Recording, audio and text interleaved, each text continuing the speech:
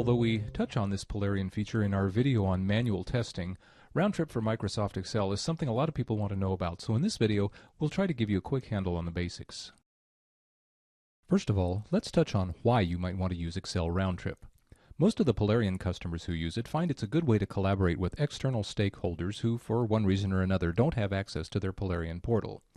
They use Excel round trip when they want to provide work item information in a table format as opposed to a document. You can use the Word round trip feature for that, and you can watch our Word round trip video to learn more about it. The main use cases for Excel round trip are collaboration on requirements and logging the results of testing. Let's look briefly at both of these. Before we go into specifics, let's quickly outline the round trip process.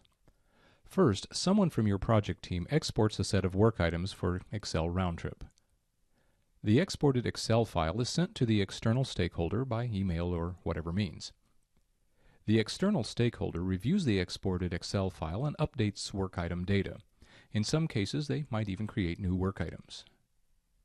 The external stakeholder then returns the modified Excel file to the project team member who re-imports it into Polarian. The import process updates all modified work items with the external stakeholder's changes and creates new work items in the system if any were created in the Excel workbook. Let's look now at a requirements example followed by a test cases example. Here's a fairly typical scenario, some requirements defined in a Polarian LiveDoc document. Let's export some of these for review, wording tweaks, and approval by an external stakeholder. The first thing is to define which requirements we'll export to Excel. For that, we need to go into the table view of the document. In the table view, we do a simple query to isolate, say, just the requirements having draft status. The table now shows the items we want to export. So we go to the toolbar to Operations and choose Export. We want to export to Microsoft Excel, so we choose that format. Next, choose the Export template. This controls some layout and other properties of the exported Excel file. For now, we'll just choose this basic template. Now we specify what work item data we want to export for our external stakeholder and what we want to allow him or her to modify. The dialog shows that ID, title, and severity are pre-selected for export, and they will be locked for editing. Let's accept this, and then let's add the description field, which we call column in this dialog because that's what it is in Excel, and we'll allow this to be edited. And also let's add status and allow it to be edited so our stakeholder can approve or reject items. Let's peek quickly at these advanced options. Nothing critical to change, but let's just uncheck this field. Since our recipient doesn't have access to our portal, there's no point in providing links into it.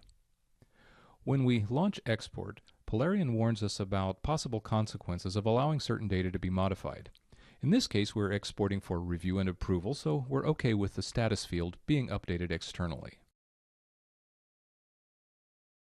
Now we've switched hats and we're the external stakeholder who has received the exported Excel file. Here are all the fields we selected in all the items that we exported. If we try to edit title, we see it's protected. But we can change description because we specified that as editable when we exported. We can also change the status, so let's say 2 items are approved by the stakeholder and 1 is rejected.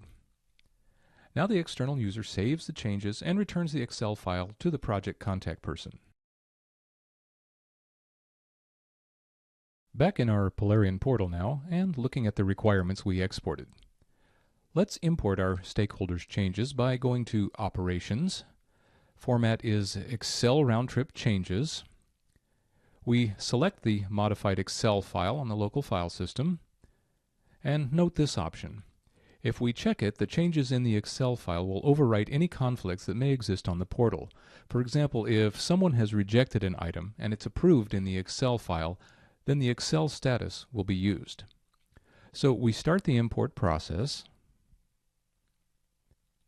and Polarian reports the result. Everything was okay, so let's go see the items.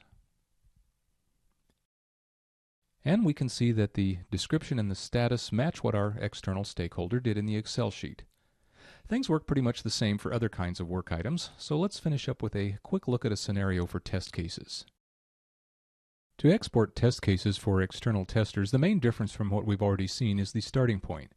Rather than a specification document, you begin with a test run. See our video on manual testing for more about these. When you select a test run for manual type tests, you see this link. This will export all the test cases defined for the test run to Excel.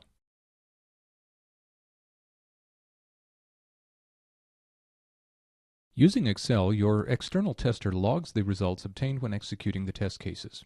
They can also log comments. When testing is complete, they send the updated Excel file back to the project contact. In Polarian, you go back to the test run to launch the re-import of the results using the re-import link. After selecting the modified Excel file, check the import options, they're pretty self-explanatory, and click Start. We can see that the import succeeded, and the test run is updated with the results of all test cases executed by the external testers. Hopefully this short tutorial will get you thinking about how you can use Polarian's Excel round trip to best advantage. Your feedback is welcome on the web page for this video on our site, or email us at info@polarian.com.